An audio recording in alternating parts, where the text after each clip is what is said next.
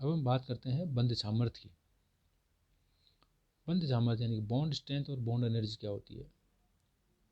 किसी द्विपरमाणु अणु के लिए बंध ऊर्जा उस ऊर्जा के बराबर है जो दो उदासीन परमाणुओं ए और बी के साथ बंधित होकर ए बी अणु निर्मित करने पर मुक्त होती है। यानी कि जब ए और बी मिलते हैं तो इन दोनों के बीच में जब बॉन्ड बनता है तो उस समय जो ऊर्जा निकलती है वह बंध ऊर्जा कहलाती है। बंध निर्माण होने पर ऊर्जा मुक्त होती है, तब मुक्त ऊर्जा का ऋणात्मक चिन्ह द्वारा व्यक्त की जाती है। दूसरे शब्दों में बंध ऊर्जा की वह मात्रा है जो ए बी को तोड़कर उदासीन परमाणु ए व बी में परिवर्तित करने में व्यय होती है। यानी कि अगर हम इसे इस तरह भी समझ सकते हैं कि ए बी एक मॉलिक्यूल है और इसे तोड़कर ए और बी में बदलना है तो उसके लिए जो आवश्यक ऊर्जा होती है वह भी बंध ऊर्जा कहलाती है। यहाँ बंध तोड़ने या हेतु व्यय ऊर्जा होती है।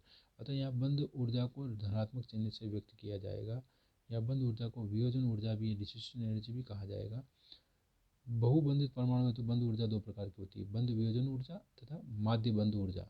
बहुपरमाणु में उपस्थित किसी विशेष बंध को वियोजित करने हेतु आवश्यक ऊर्जा को बंध वियोजन ऊर्जा डी कहते हैं, जबकि माध्य बंध ऊर्जा के लिए पहले किसी बहुपरमाणु कणी के सभी बंधों को तोड़ उसे परमाणु में परिणत करने में व्यय परिकलित की जाती है। तत्पश्चात इस मान में उस अणु में उपस्थित बंधों की संख्या का भाग देते हैं, फिर जो मान प्राप्त होता है उसे माध्य यानी कि ई कहते हैं।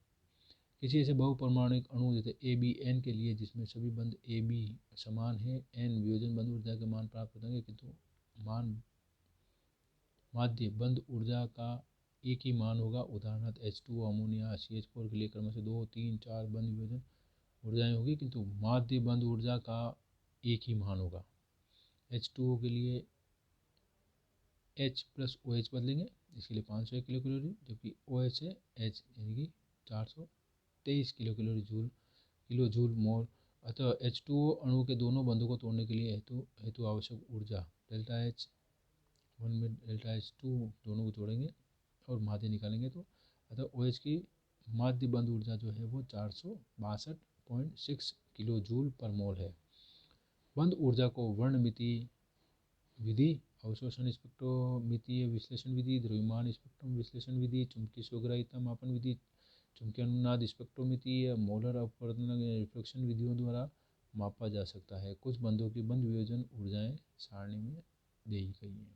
आप सारणी से देख सकते हैं। हाइड्रोजन की बंध वियोजन ऊर्जा 431, क्लोरीन की 242, कार्बन की 347, इसी तरह से फ्लोरीन की 150।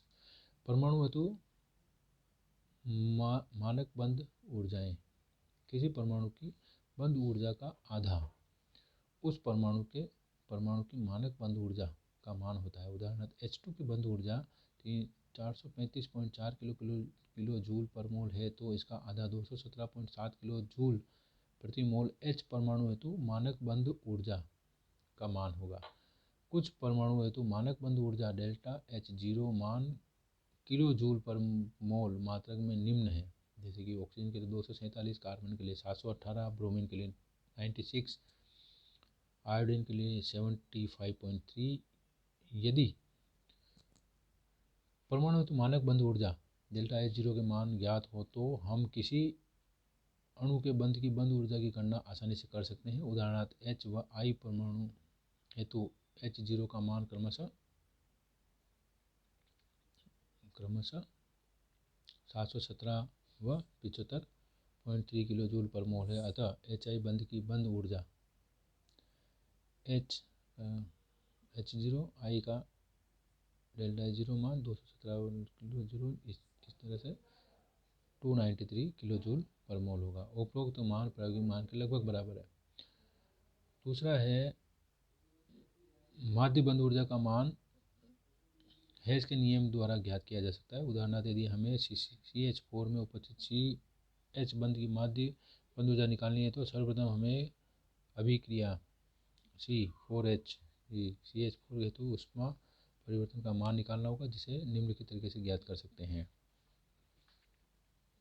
उपरोक्त तीनों अभिक्रियाओं को जोड़ने पर हम पाते हैं 1659.6 किलो जूल पर मोल। हमारा चिन्ह बताता है कि CH4 बंधों में ऊर्जा मुक्त होती है। अब इसमें 4 का भाग दे देते हैं तो 414.9 किलो जूल पर मोल आती है। किसी बंद ए बी की बंद ऊर्जा को पोलिंग समीकरण द्वारा भी ज्ञात किया जा सकता है। यह निम्न समीकरण पोलिंग समीकरण कहते हैं। धन्यवाद।